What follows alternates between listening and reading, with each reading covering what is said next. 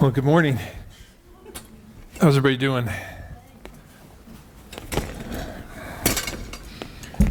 You guys could pray for Tyler and Ayla. Ayla's in hospital with her new little baby, and they're just dealing with a lot of illness and probably a lot of flu going around right now, especially with families with little ones right now. So you could just lift them up in prayer. That'd be great for a good recovery and things. Teresa popped in on them yesterday, and as part of being a church, we take care of each other, right?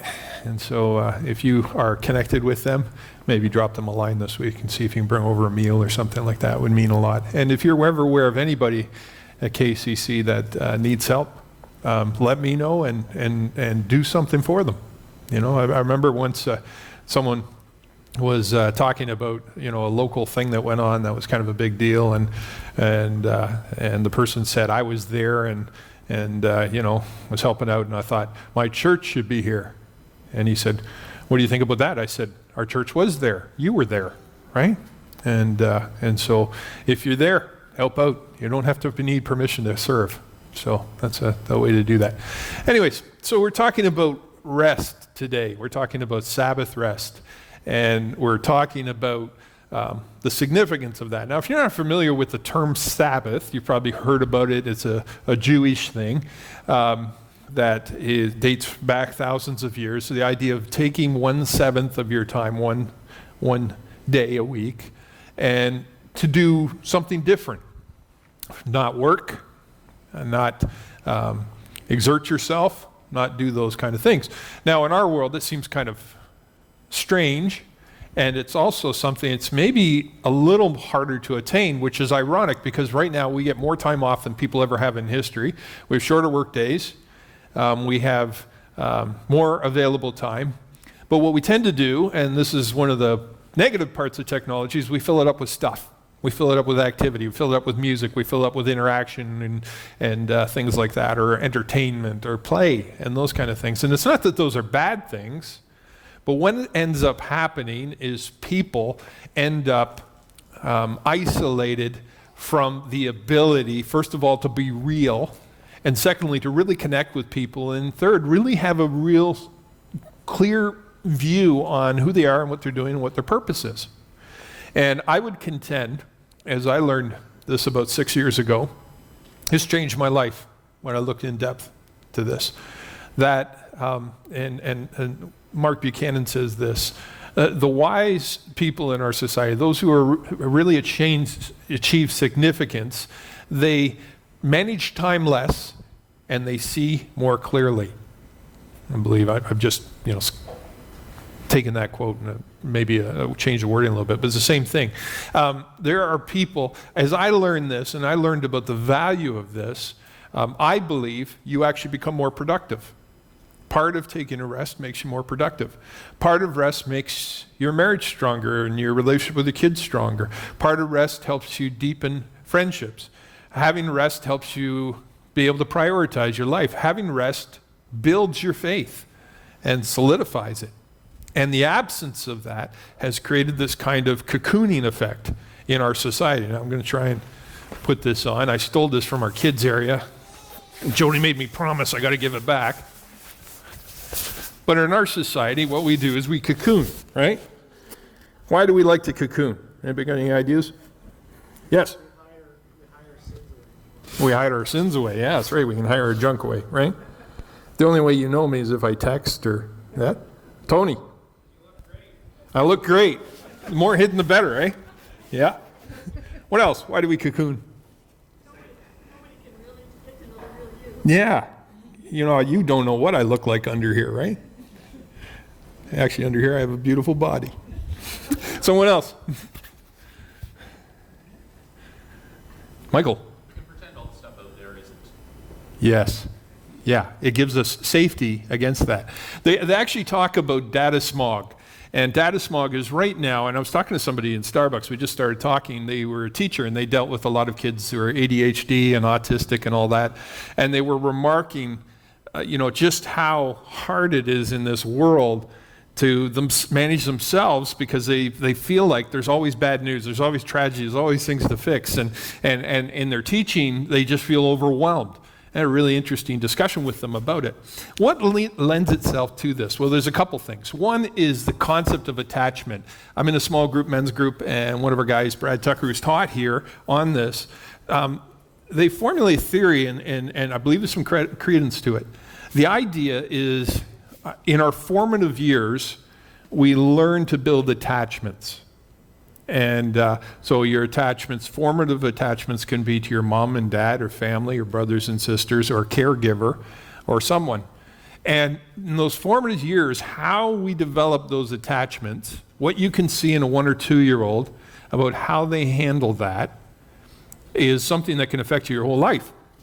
So if in your formative years, if your mother, let's say she has really bad postpartum depression and there's a little bit of rejection there and those kind of things, then what could potentially happen if that carries on a long time and a child is consistently put off, the child can feel insecure about their attachments. And so all of a sudden, what was the conundrum of a 1 or 2 year old gets carried into life. And this is really significant because a lot of people, their view of how they relate to God is actually tied into their attachment issues. And so if I don't know how to handle or form firm attachments, then there's an insecurity. And so some people, they constantly view God as distant, or they constantly view God as never happy with them, or they view God as controlling, or they view God as maybe over permissive. And a lot of this has to do with our attachment issues. It's something that we develop at a very young age and we carry it on, and it affects every single relationship we have. I don't know if any of you can remember in high school, but you get the one really nice kid, a boy or a girl, and they constantly date people who are troubled, mean, bullying people. And you're like, why is this person attracted to such negative people? You know, maybe it's a girl and she's drawn to a guy who's a total jerk and treats her like trash. Or you get a guy and he dates a girl that is really hard on him and very critical and demeaning of him. And we go, why does he put out? He's such a nice guy. You feel like he could date anybody.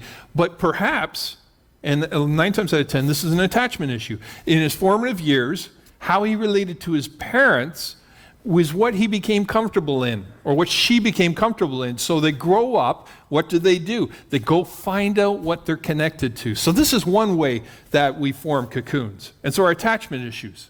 And so with our attachment issues, if we have a very dysfunctional attachment to different things, we form our cocoon, and that's how we relate to God. And that's how we relate to other people. We are a self-fulfilling prophecy. And so if we have a distant parent, what we try to do is we formulate a distant God, we formulate distant relationships, we replace that because that's what normal is, even if we're aware of it and very critical of it. The second aspect to it is how we handle change. Up until about 100 years ago, we were an agricultural society primarily. There's an argument 100 years ago we had gone pretty well industrial, but that has developed and we've entered the information age. Agricultural societies, if you're in a farming society, you develop habits that are ingrained into your nature.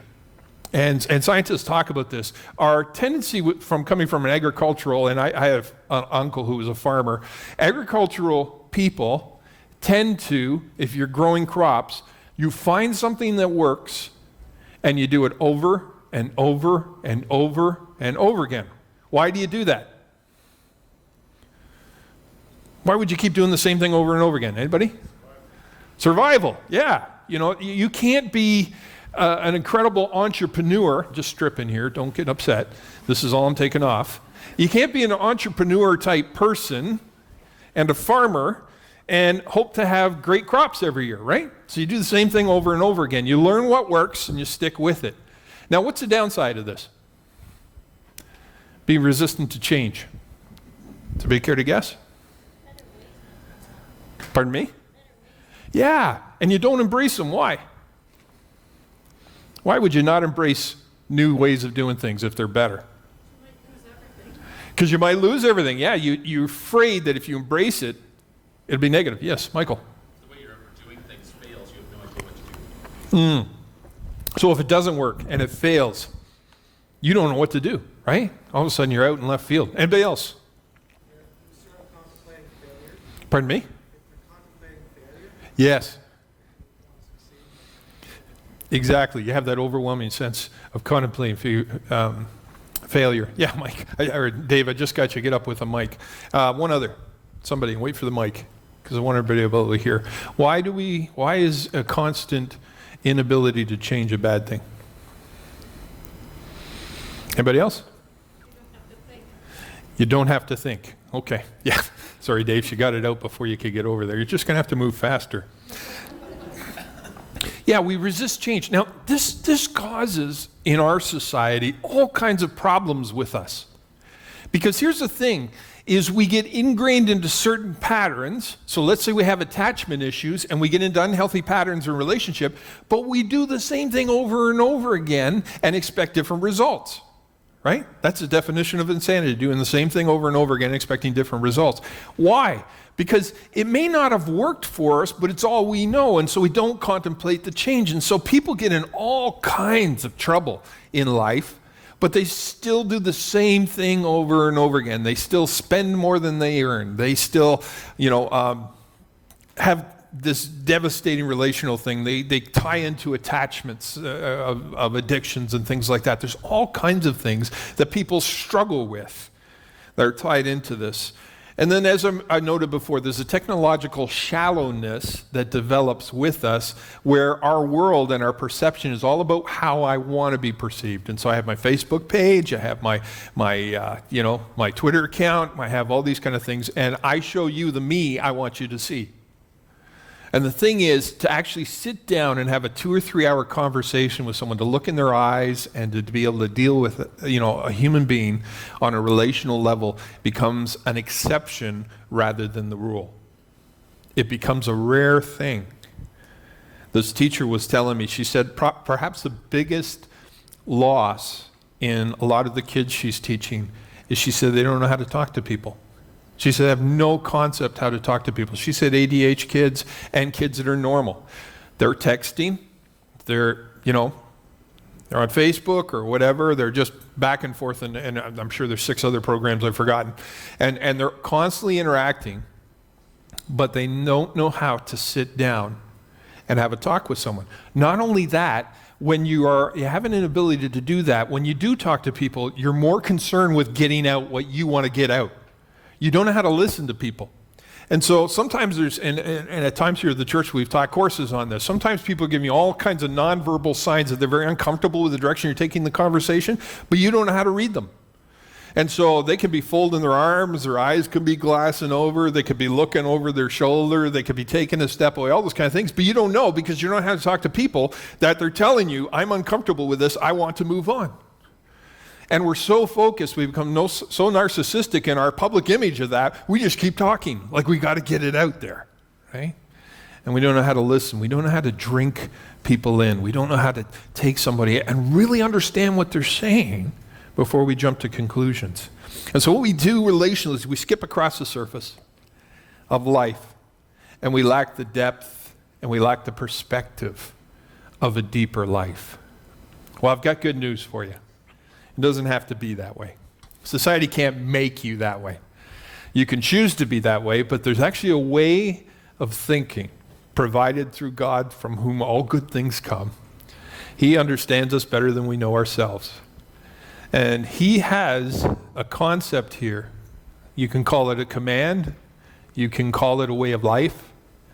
You can call it a way of thinking that quite literally addresses each of those things, because it places you in a frame of mind to where you can start to succeed. You can have a deeper connection with God. So many people, I remember when I was a college and career pastor, so many people, the number one thing they come to me and say, what is God's will for my life? And here's the thing, we don't teach our children, our teens, or young adults how to listen to God. And in Sabbath, we learn to listen to God's voice. So all of a sudden, what God's thinking or how he feels about things is no longer this deep mystery. It becomes something that is common with us. It's something we carry around with us. And so we have a concept and our hearts are open and willing. All of a sudden, relationships become different because when we take Sabbath, we take a chance to breathe in, and we also take a chance to see ourselves We allow God to work on the nestles of our hearts and the corners and the hard edges and things like that. And for many people, this is scary. To sit down and think about your life can make you feel very guilty and discouraged. And probably the first few times, it will make you uncomfortable. But here's the thing. Once you start to do it, your guilt changes to conviction, which changes to change, which changes to results. You have to be able to stop, think, and be able to hear God's voice and get a perspective in order to be in the frame of mind to actually change.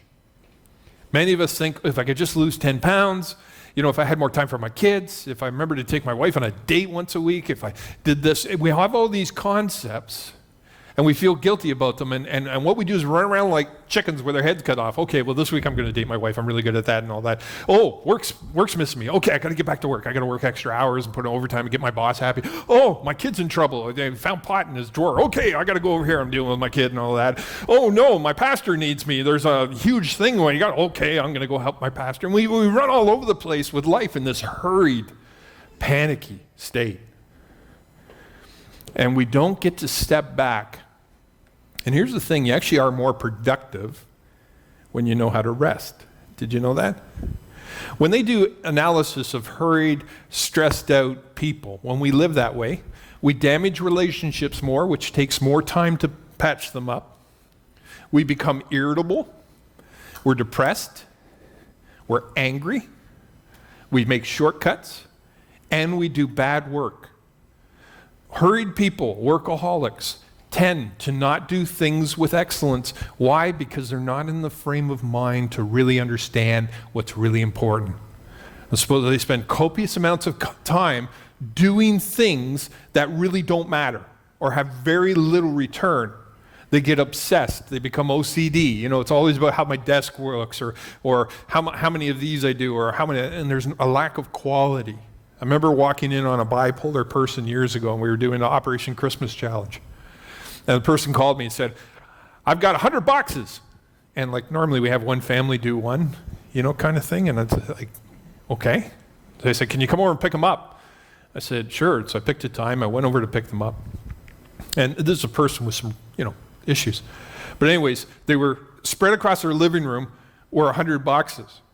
And they had bought stuff. They hadn't measured the quantities or anything. So they're throwing a bit in here and a bit in there. And these boxes were like 3/4 empty, and they had all kinds of random things in there, and there was no method or madness to them. But to them, it was, I'm going to do 100 boxes, right? So they had to attain that. They just couldn't let go.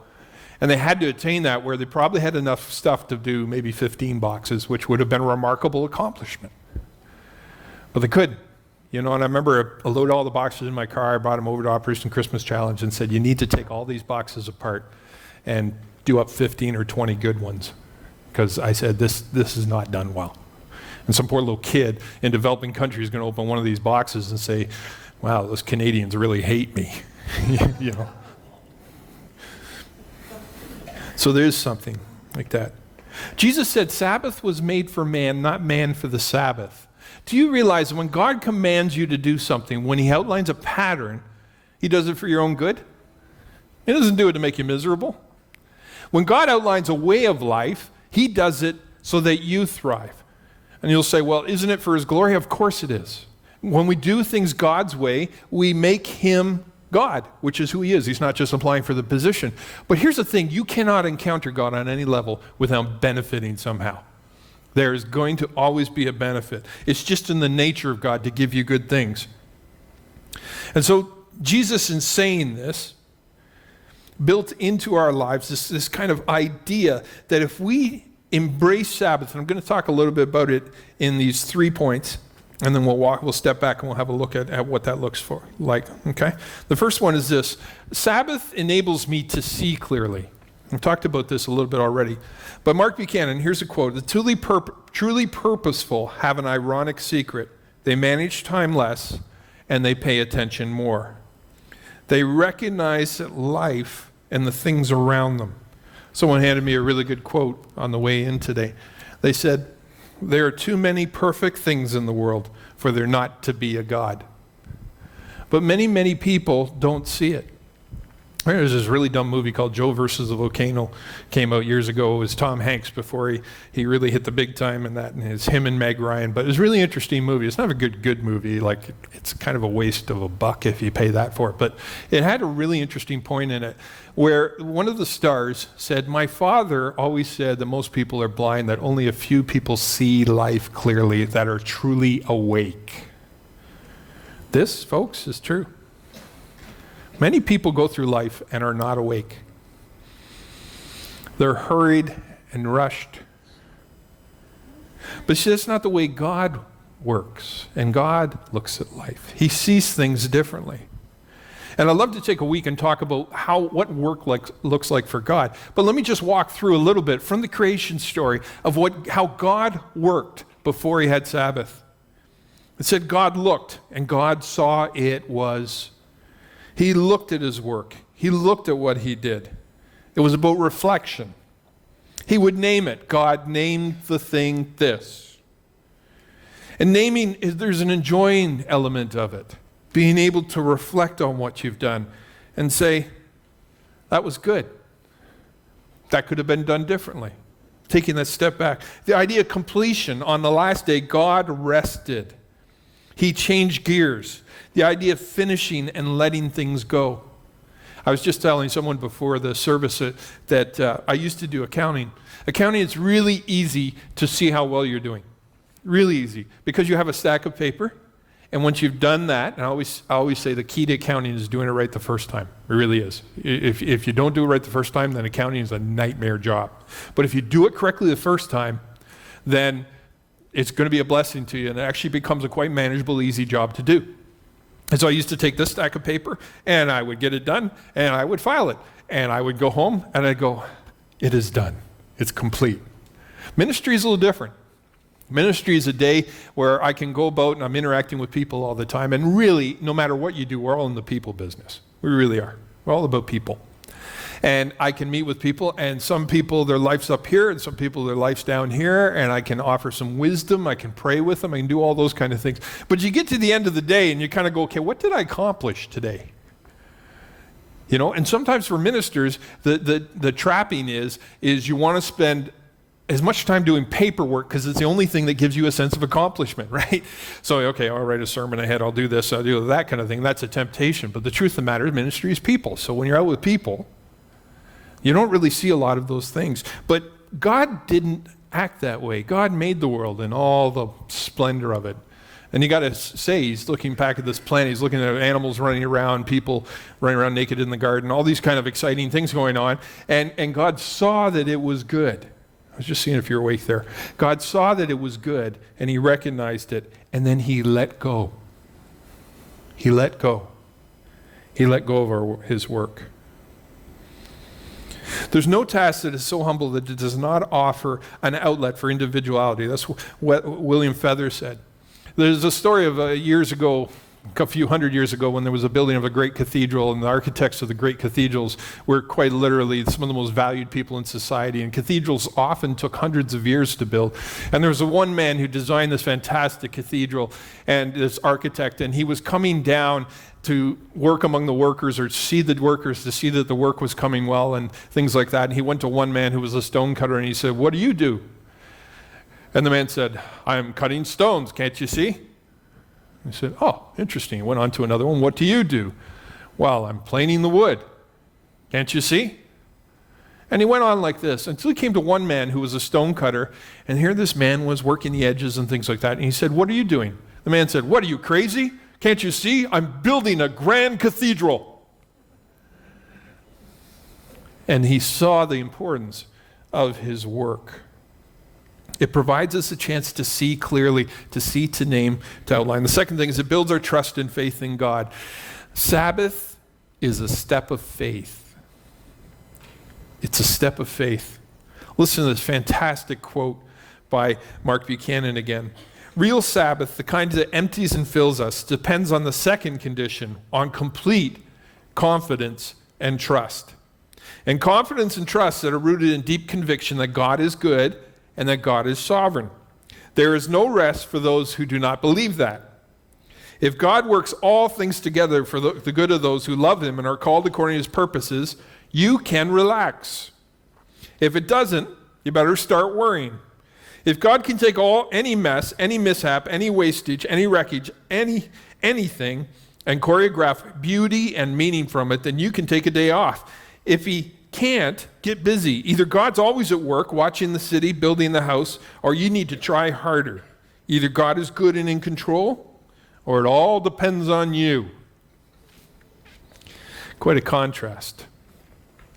You see, as I embrace the idea of taking time off, take a step away. Turn your cell phone off. Don't look at your computer. Turn all those things off. Go somewhere and be utterly alone. Take a walk. Take downtime. Turn off the lights. Use candles. Sit quietly. Talk quietly. You embrace all those things. It's scary. It is really scary.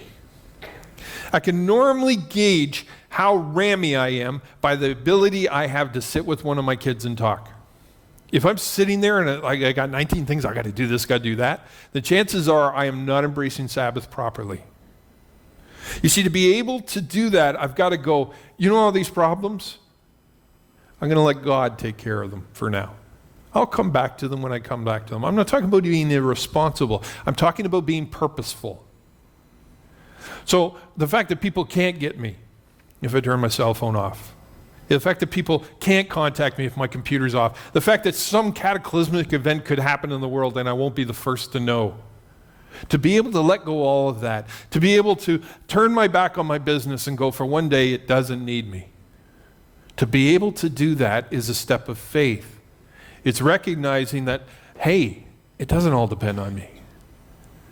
I have to allow God leeway to use his power to transform this world. The psalmist wrote, I lay down to sleep, and I woke up safely, for the Lord was watching over me. This was written by a man who spent many, many years running for his life. Any night could have been his last. To go to sleep, if you're a warrior and you're in the wilderness and people are trying to kill you and you're at war, is an incredibly difficult thing to do. I don't know if you've ever been around soldiers, but they have a gift. They can sleep anywhere really quick. And anybody who's been around that has military service and that, they just have this ability. They load them back of the truck, they got all the equipment on and everything, they're out. They're out. They just have this lightning quick ability to go to sleep and to wake up. But the psalmist here, he says, I can lay myself down and I can sleep and I can embrace that. Why? Because I've let go, I've let God. My life's in his hand. And the fact that I wake up safely is up to him.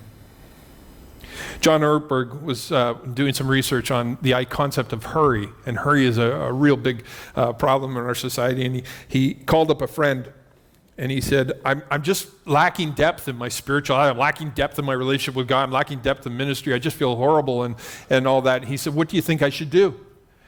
And his friend very slowly on the phone said, John, you need to ruthlessly eliminate hurry from your life. John said, that's good. What else? He said, John, you need to ruthlessly eliminate hurry from your life. He went on to write, hurry is not a disorganized schedule. Hurry is a disorganized heart. When I take Sabbath and I'm trusting God for things, I start to see things clearer. When I was first starting ministry 20 years ago, I can't believe I've been doing this long, 20 years ago, I remember I talked to Carl House, who was a pastor in town. I said, Carl, what can you tell a guy like me who's just starting out?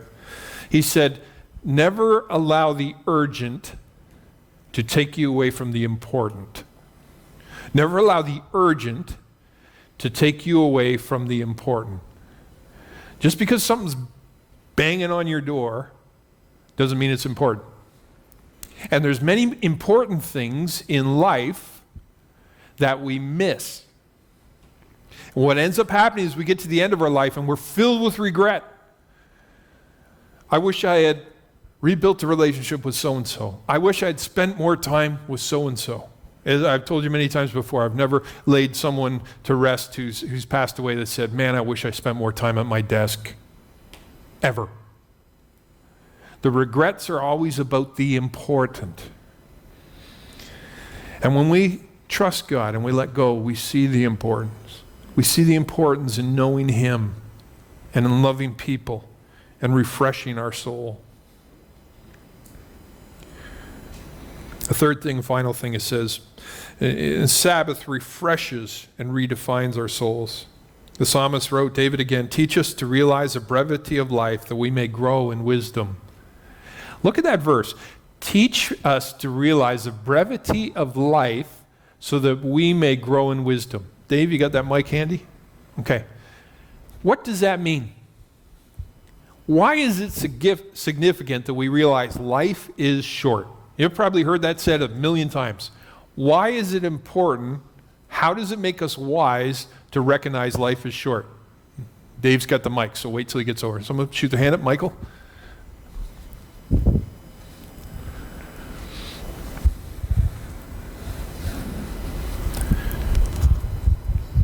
We only end up realizing what's important when we have a short amount of time to focus on what we have to do. If you have an infinite amount of time in your world, if you're going to be here for 1,000,000 years, you can get to it later. Yes. Important things are the things that need to be done before you die. Yes. Yeah.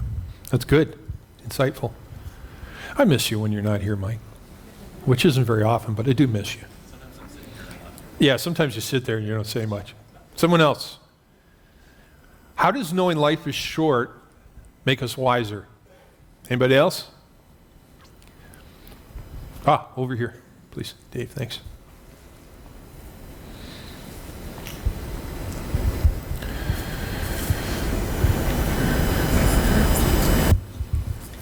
It simplifies things, because the things that are truly important are the things that stand out, and the things that aren't fall away. So then you don't have a myriad of choices of what it is that you should be doing in this exact moment. You all of a sudden have simple choices, because this or this and that are the things that you need to focus on, and the things that really aren't important don't even really come into the picture. Yeah, that's good. These are great. Anybody else? Up here, Felicity, please.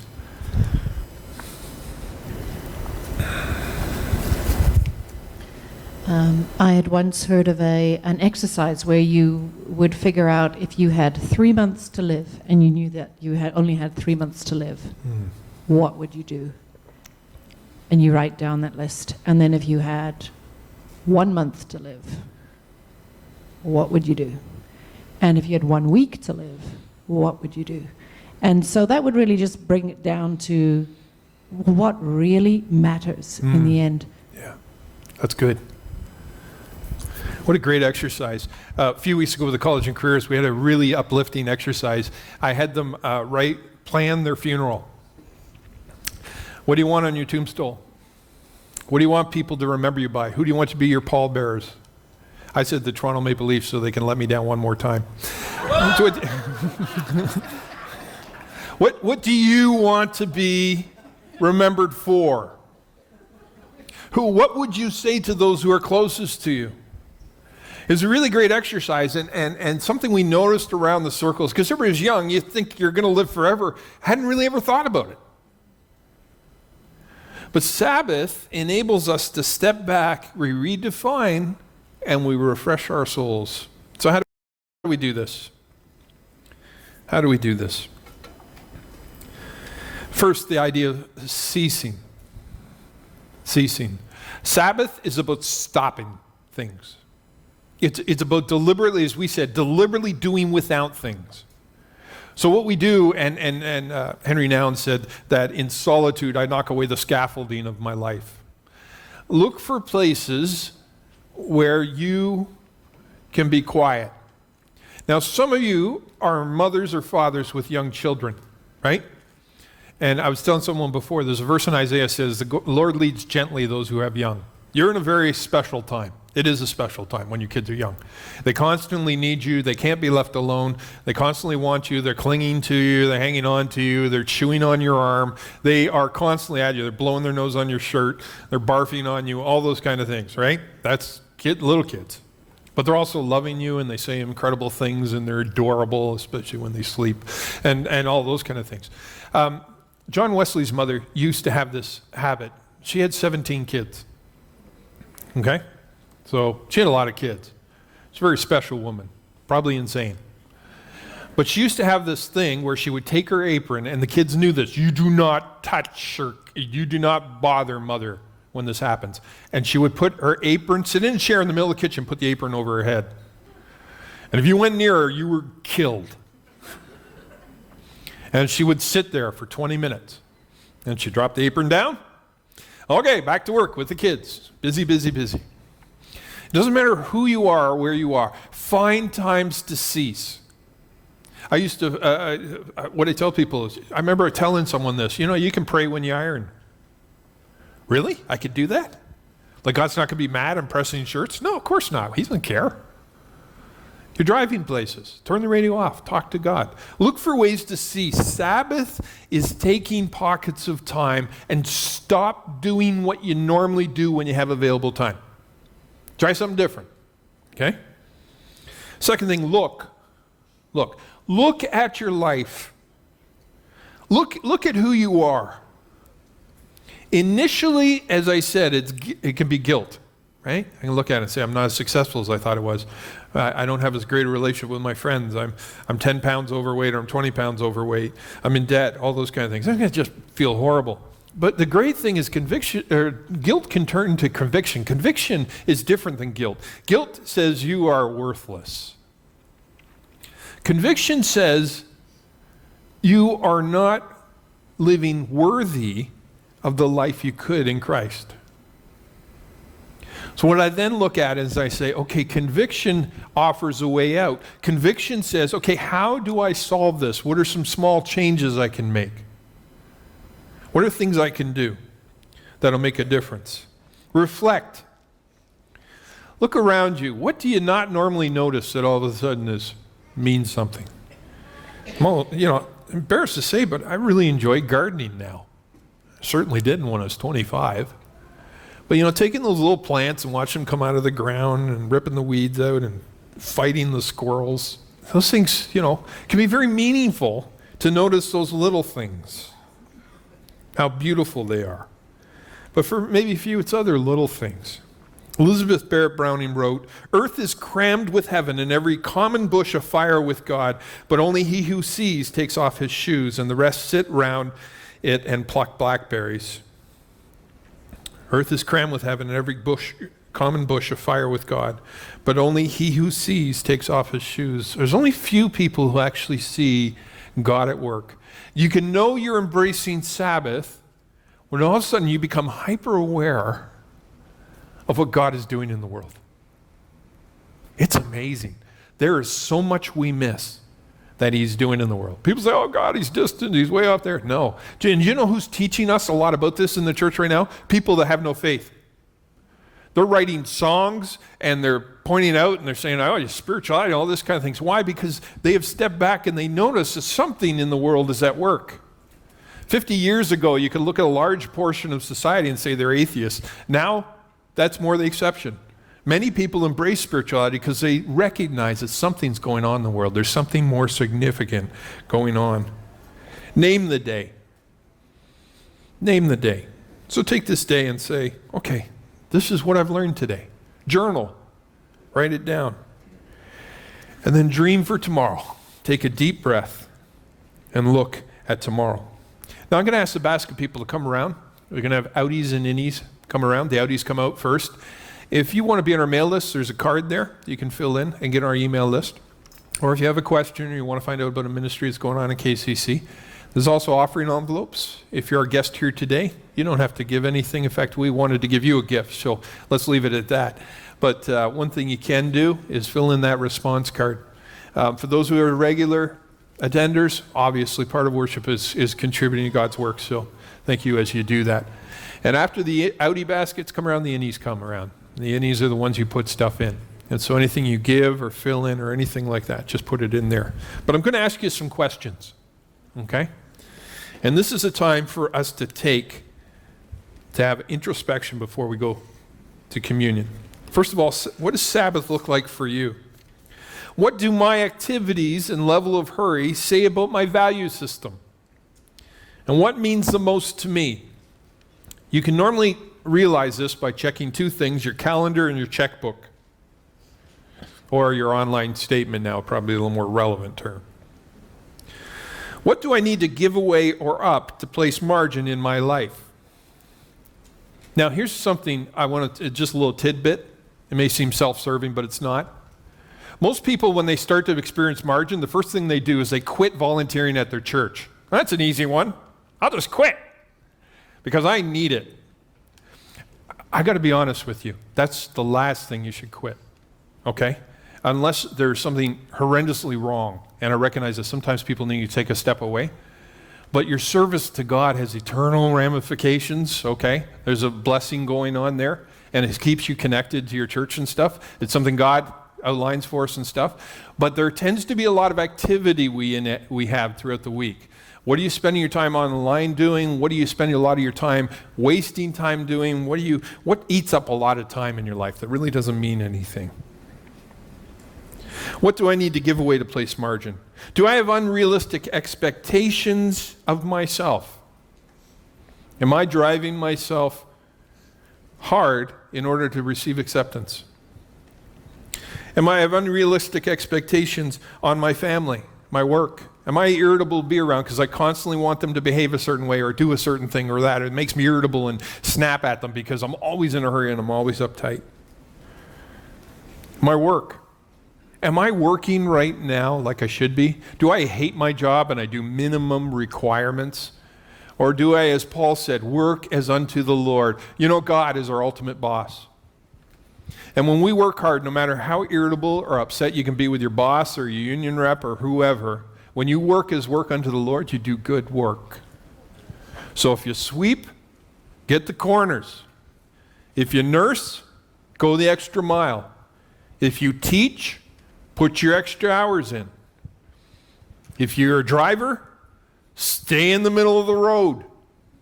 What is it you do? Do it to the glory of God. And what am I doing that takes lots of time but brings little results? Just a couple notes. Turn the communication devices off. Don't feel pressured to answer your phone. Leave the phone, computer, and TV off. Use candles. Take a nap. Get more sleep. Talk quietly. Use a minimal effort in things. Slow down and take time to enjoy things. And here's one I do that are really special. Prepare meals ahead of time.